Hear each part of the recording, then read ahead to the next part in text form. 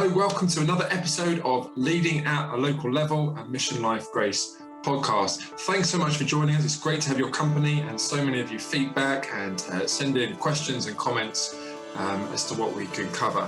Before we dive into this episode, just wanted to step back and just explain what our heart is really for this podcast, and also some other things that we might see going from it. Leading at a local level is all about helping to equip the local church. Ultimately, we believe when we see leaders who are equipped and grow in their knowledge of God and themselves and of other people and how they relate to others and how they build teams to accomplish the vision, then we see great things happen. And that's our heart really, to see the local church equipped to reach people, a lost world, with the good news of Jesus Christ. That's what we're here to do, and that's why we're covering the sort of topics that we're covering. And we'd love to not just limit this to the podcast. We know we've had conversations with a number of people, both on an individual level and also at a local church, and in some cases, organisational levels. And we'd be very happy, Tim and I, to come and spend some time with you to look at what it looks like to be a team in your setting, to maybe review some things just from an external perspective. If you'd like to take us up on that offer, please do get in touch. You can email through to tim.cross@river-church.co.uk. Get in touch with us if you'd like to take us up on that. If you've also got questions that you'd like us to address in this podcast series, or you've got some comments, or if you'd like to even come on and be part of the conversation, please also get in touch. What we're doing here is all about equipping the local church. As the title states, at a local level. We believe that this is the heart of what's going to be happening in the UK in the years to come, is small congregations, and we want to equip generally small churches, sometimes larger, as they think about what it looks like to lead well and to reach this lost world with the good news of Christ. So that's all from me. Let's get straight into our next episode. Hello and welcome to the latest episode of Leading at a Local Level with myself, Tim, and my friend John. How you doing, John? Good, thanks, Tim. Good to see you today. Yeah, indeed. How's the chicken shed going? Yeah, it's going well. So yeah, chopped our shed in half. I just need to put some stilts under it to stop Mr. Fox getting in, and then we'll welcome 4 chickens. So yeah, if anyone's on the lookout for some eggs, we're probably producing more than we need. So happy to deliver. If you live in Luton and want eggs, there we are, you know where to go. Absolutely, yes, indeed. So what I think you should do, John, is when you've done this, you should post lots of pictures on social media. Absolutely. And because the subject of our topic, or the topic of our subject, is that what we're going to talk about today is we're going to talk about should a leader engage with social media, right? By which I mean posting stuff on social media. Now, I'm going to be honest, right? This is as much a question that I'm asking and a discussion I'm having as an answer that I'm giving. Yeah, and you're much better at this than I am, John, aren't you? Let's be honest. I don't know about that, but this is my thought, right? Is that leaders need to, well, social media is massive. Social media is everywhere. By social media, we mean things like Facebook, Instagram, TikTok, Twitter, but obviously actually things like WhatsApp statuses. That's become quite a big thing. Actually, often I get a lot of my information from WhatsApp statuses. And I suppose naturally, I think a lot of Christian leaders are, rightfully quite humble and quite kind of, they're focused on getting the job done. They're generally quite serious people. And so they kind of, I think often naturally would find Facebook a bit kind of frivolous, a little bit kind of, I don't know, like a waste of time. Like, is it really relevant? But I've kind of got this feeling that actually leaders need to do a bit better in this area. And so I just really wanted to have a conversation about that, John, and just around really whether there's any value in leaders in a kind of Christian church context, kind of engaging social media. I mean, from the outset, what's your thoughts, John, initially? Yeah, well, just say I'm not an expert either, and I think, to be honest, that's probably what we're doing on this podcast series. We're not pretending to kind of have all the answers to this, but actually, hopefully, by having a conversation about it, we'll just trigger, thoughts from people who are, really able to teach on this and to speak into other people's lives. So, hopefully, we can provoke each other a little bit. But I totally agree with you. I think a lot of people just stay off social media. They're not posting about their chicken coop. on social media, for example. And I can, I kind of tend down that line, to be honest. I just think I'm not going to keep posting pictures of my dinner. I haven't got time and so on. But the reality is a lot of people that I know and I love and respect do that. Okay.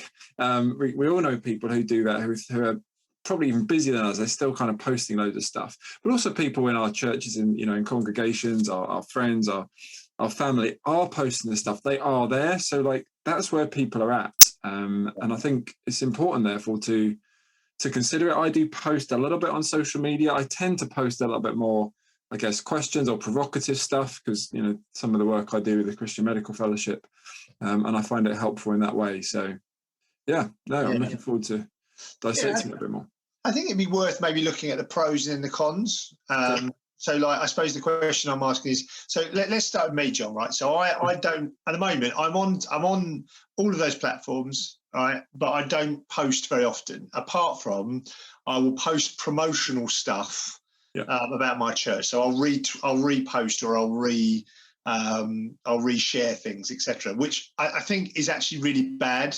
I've realised that if all you're doing is using your platform as a way to simply repost like advertisements, basically, I actually think that people after a while switch off, and probably the algorithms in Facebook and that probably limit how useful you are anyway. Well, just take a look next time at your view stats for something that you post that doesn't encourage engagement.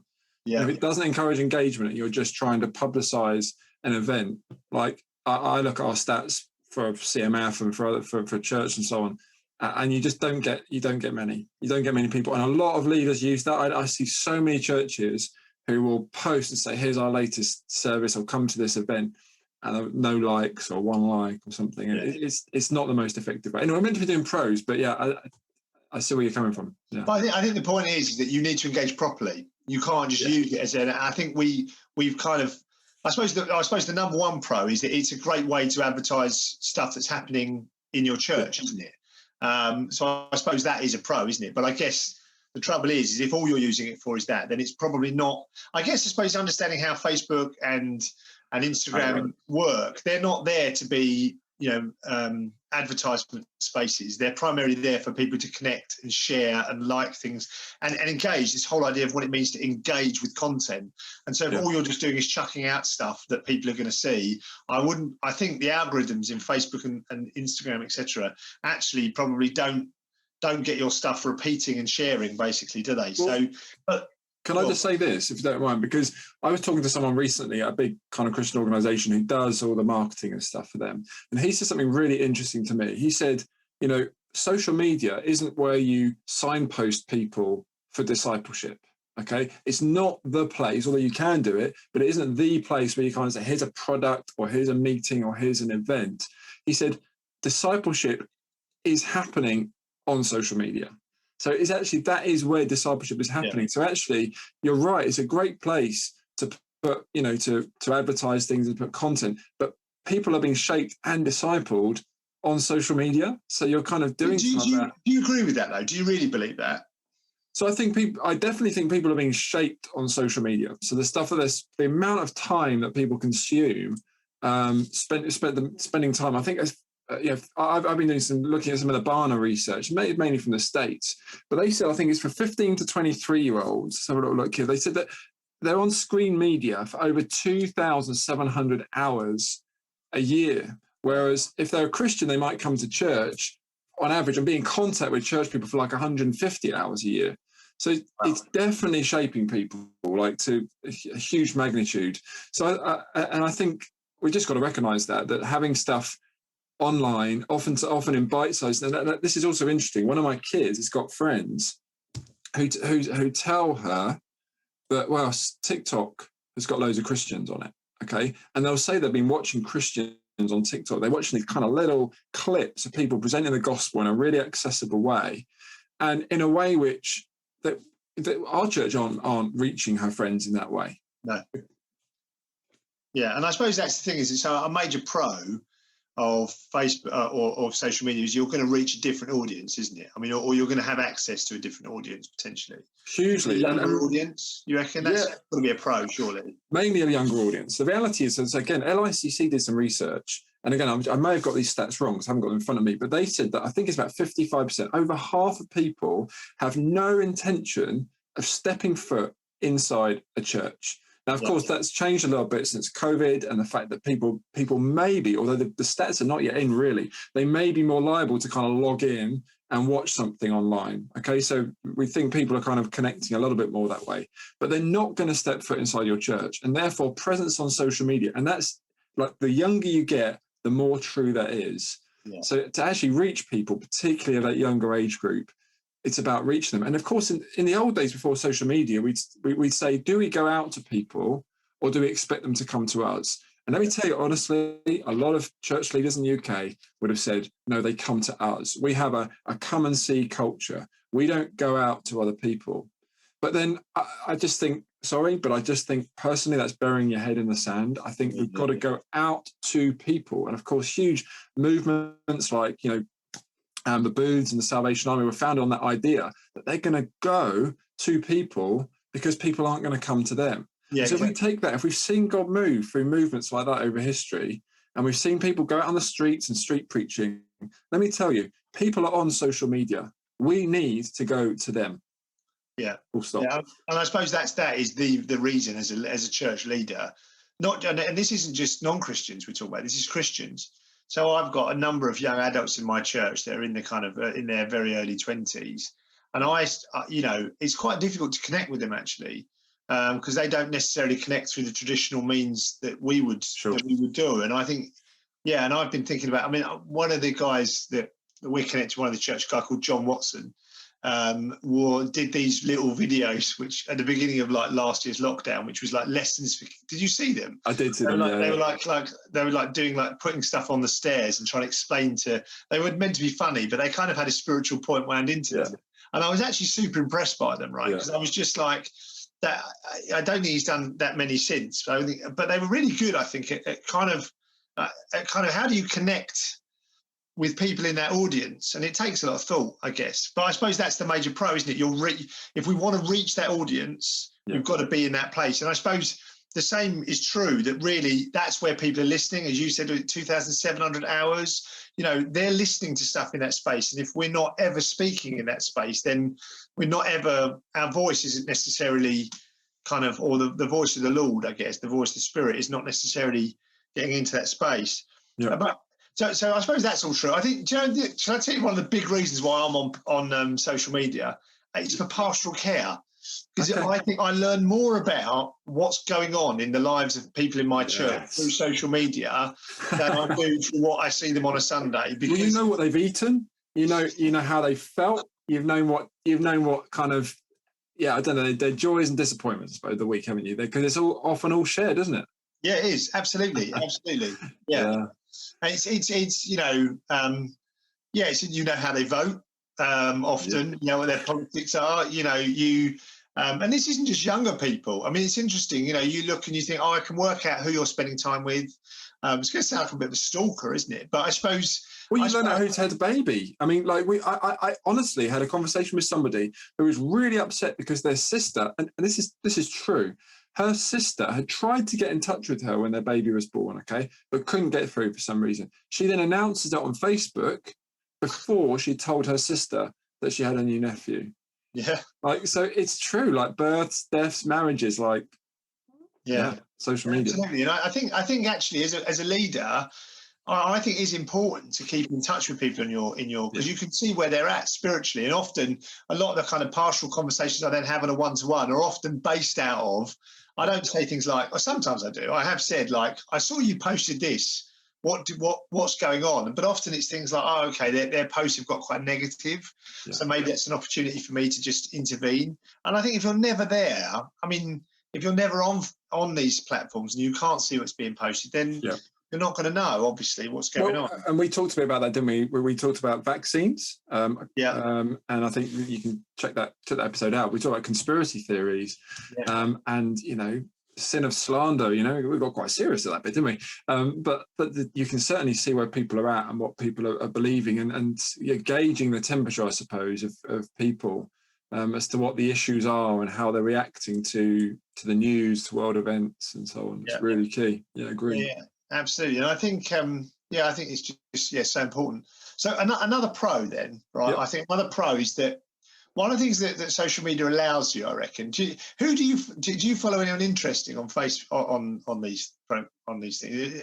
Because I'm a great fan of cricket, right? So I follow people like Michael Vaughan and Stuart Broad and James Anderson and people like that, right?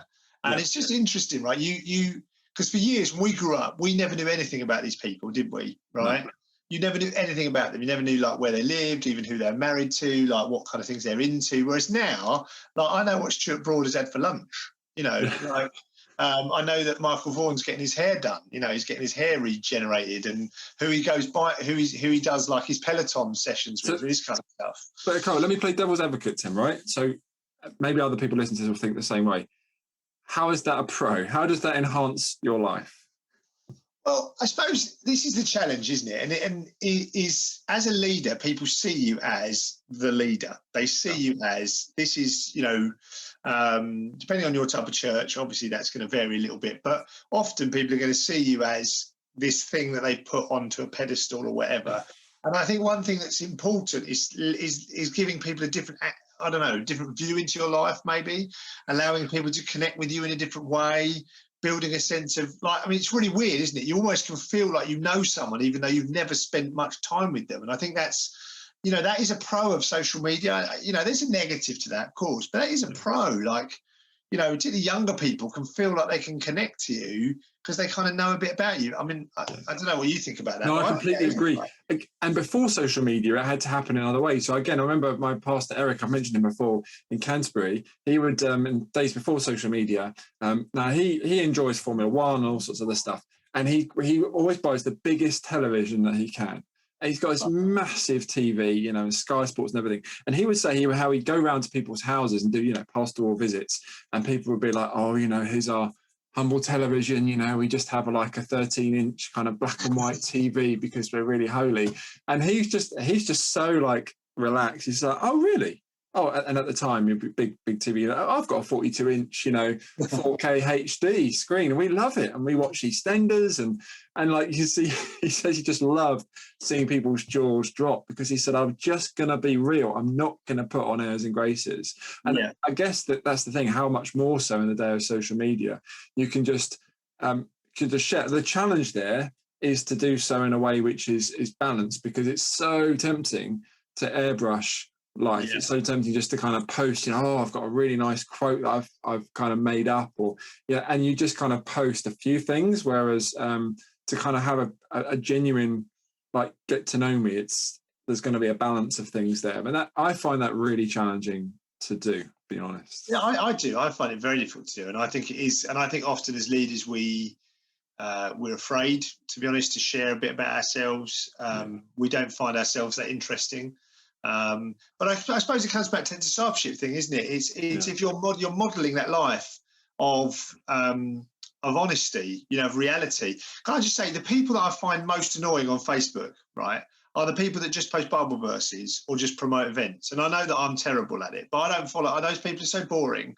It's like, show me you as a person, what you're things you're struggling with, things that you're.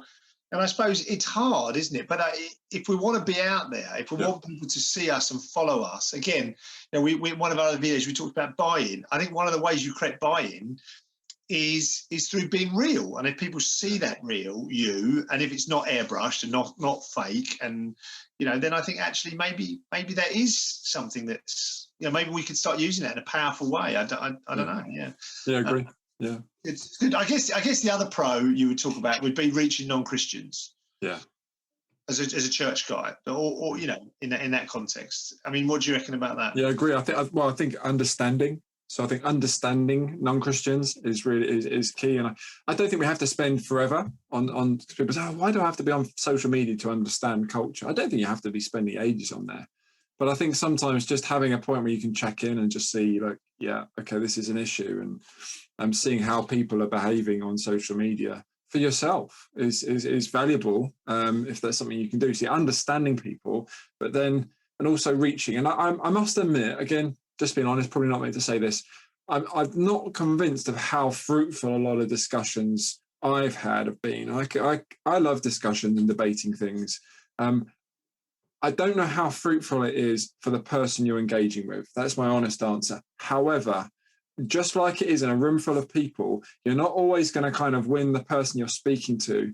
Yeah. It's the people who are watching on that counts. Yeah. So most of your interactions, if you're going to interact with people and get into a debate with them, but that's fine. But the way you conduct yourself in this social media debate conversation is so key, because the people that you're actually more likely to reach are those who are going to come across this friends of friends of the person that you're engaging with. Yeah. And so your tone and your content, and I'd say to people, just be encouraged, like just put stuff out there, engage with people, do it graciously. There are people watching, but they're often a silent majority. Yeah, absolutely. Yeah, and I think that's really interesting, I think, because you've done a lot of that, like kind of you'll post some interesting kind of stuff that gets a lot of people thinking and talking, as you say, and I think I've seen a lot of people engage with that stuff, John. But I'll also post a lot of other people's pages as well when I see discussions happening or I post. And sometimes I would post something to provoke, I'll be honest with you, whether it's footballing related or whether it's spiritually related. I quite like to do that, but that's my personality, and I hopefully I know where I'm going over the edge and being too provocative, but that's something we have to balance. All right, then. So we've looked at the pros. So the pros are basically we can reach people that we wouldn't normally reach. We can connect in ways we wouldn't normally connect. That kind of stuff. Obviously, major positives, but there are a lot of cons, aren't there? And I think I tend to side more on the side of the cons. And I'm naturally easily distracted. It's really obvious, isn't it? Social media is a massive distraction. Yeah. So if you get sucked into it, sorry, hang on a sec. I've just got. Yeah. Oh, sorry. I just had a ping on my phone. I'm taking a photo of our podcast, John. How rude. But distraction. That was a joke, wasn't it? Yeah. I didn't even get that. But I just say I genuinely thought that was real. I didn't pick that up at all. That's just a total fail on my part. Sorry. We got there. Yeah, just totally. Oh yeah, sorry. Yeah, distraction is a problem. Yeah, it is, isn't it? We could talk for hours about that, but let's be honest, we just know it's an issue. Sinful desires. As a man, I would say there's so much stuff on there that if I'm not careful, could be a rabbit hole to go down. And I think I'm very conscious when I'm on social media that I need to be on my guard. And I think not all people find it as easy to do that. So I think that's a big issue, isn't it, John? That whole. Well, yeah. No. What? Yeah. So why are you following that particular young female celebrity? You're having to kind of I'm just trying to find out, what what culture's like today. Yeah. So I think definitely we have to know ourselves as to when that could be clearly an excuse for not doing that. Yeah. I think that is an issue, isn't it? And I think I suppose the other obvious one is comparison. I think I struggle with this one the most. Oh, hugely. And I find this I love and hate other churches on social media all at the same time. Yeah. I love stealing their ideas or thinking I could steal their ideas. I kind of hate the fact that they're potentially, I'm just, me, John, I'm very honest, but sometimes I always feel a bit like, oh man, they're just way more successful than I am. Their church is having more of an impact. Look at all the things they're doing. And I kind of don't like that. And I suppose part of me would rather live in blissful ignorance than be on social media and deal with that. I find that quite difficult, and almost those reasons would be enough to kick are probably the reasons why I don't go on social media very much and don't like to engage.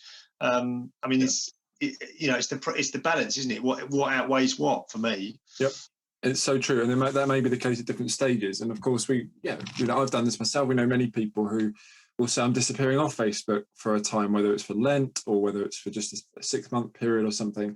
And I respect that, and I think when I've spoken to people about it, a lot of the time that's the thing that rises to the top. They say, do you know what? I've just found myself. I spend too much time on here, and it's just impacting me negatively. And we know, again, through work with young people, the stats on mental health, particularly on girls, it's the comparison. It's the comparison to, this ideal. It's comparison to one another. It amplifies all of those things. And so we've got to recognize, where we're more vulnerable. That might be our age, stage of life. It might just be where we're at. And I think just having times when we come off and say, you know what, I know for my good, I just need to come off. I know that I've been indulging in comparison and it's just not doing me any good at all. And that's a healthy thing to recognise. But yeah, I recognise it in myself. Like, one thing a guy called Mark John Comer does. He wrote a book called The Ruthless Elimination of Hurry. And one of the things he recommended was having like a section, like plan it into your diary.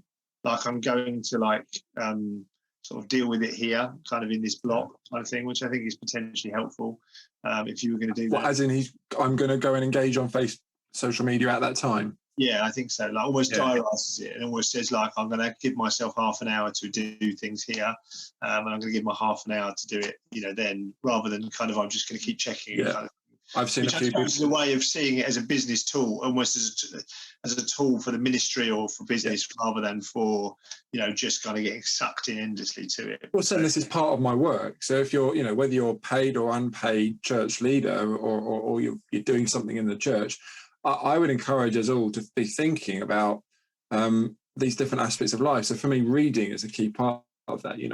I want to make time for reading. To grow my leadership and understanding, but actually to make time, I do it deliberately too. I make time to say, I'm going to now go on to social media. I'm going to go on to my different accounts. I'm just going to check what's there, maybe post something, and then I'm going to come off. And I've found that to be hugely helpful. It was definitely influenced by John Mark Comer's work and their podcast. Similarly, he sort of talked about it on his podcast. So I'm grateful for that. Yeah, no, absolutely, I agree. I even talk about your book, so talk about what you share on Facebook, but just like as a good example, if you're reading something, I've been thinking about this. Actually, often people like us, that they are looking kind of, what should I read, what's helpful, and actually being able to say, I'm reading this book at the moment. This book's really helpful. Is probably, again, that's a great way you can use social media, isn't it, to influence and to kind of impact people. Sorry, I was just saying, I think that's share. I know I've seen people saying, I'm reading this book. I think that's quite helpful, and often I've started reading someone else's book based on what I've seen on someone reading on social media, so just an example. I think the biggest danger for me as well with social media is, and I've thought about this when I've thought about getting involved with it, is that if you're not careful, you focus on image rather than substance.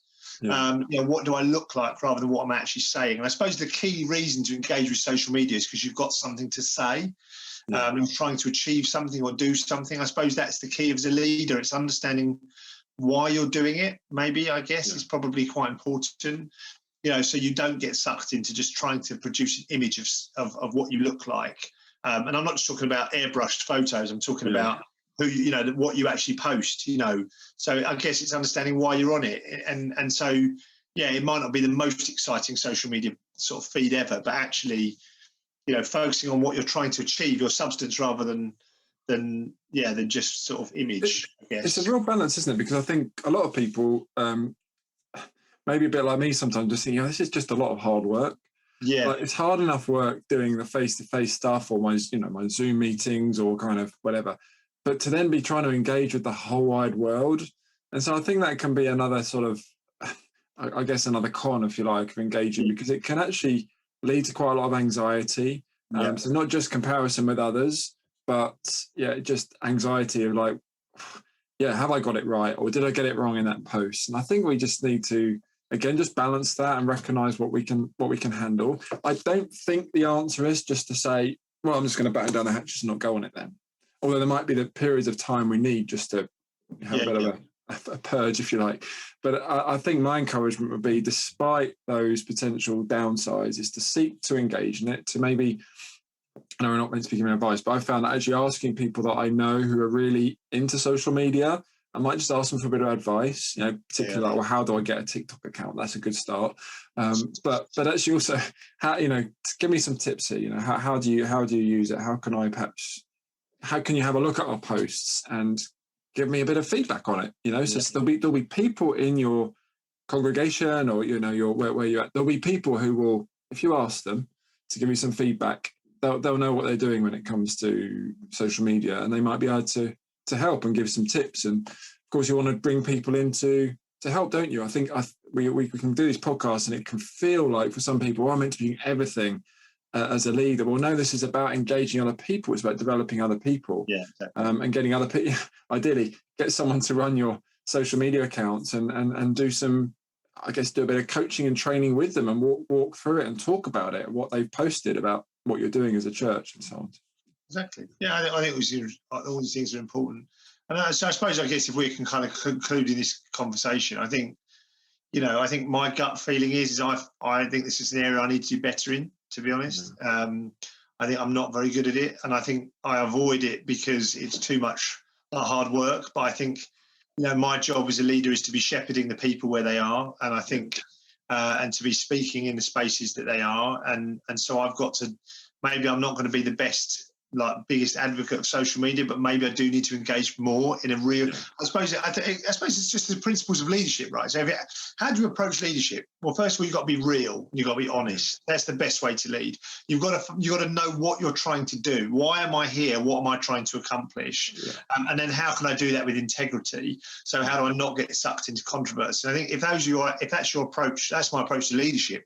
I suppose I should bring that approach into social media, and you're obviously a good example to us, John, on how to do it well. I didn't think I was, but there you go. I'm sure. I think there'll be plenty of others who are watching and listening who will be doing this really well as well. So I just want to encourage people who are kind of gone into this area and who are in there. That's why I just say, just encourage you, because it can be a challenging place to be a Christian, be a Christian leader on social media, but our presence there is, I think, powerful and makes a difference. So absolutely.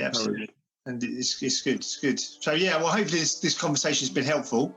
We're not trying to necessarily I don't know about you, John, but I didn't have a great ambition to try and teach people in this video. I think it was just good to open the conversation and just have a bit of a thought-provoking kind of mull over the ideas, and hopefully we've done that. Maybe if you want to share your thoughts, feel free to comment and tell us what you think. Maybe if you've got some advice for others or for us, then please feel free to put that in the comments. We'd love to engage with you on that kind of stuff. Just one other thing, our podcasts are actually on Spotify, so you can, even if you can't bear the sight of our ugly faces, you can just listen to our wonderful voices. It's on Spotify, it's on Google Podcasts. I think you can even find it on iTunes. So feel free to Google Mission Life Grace, I think is what it's called. So if you type that, you'll be able to find some of our stuff. So thanks, John. Thanks, helpful conversation, and we'll speak again soon. #bye. Right, see you later, mate.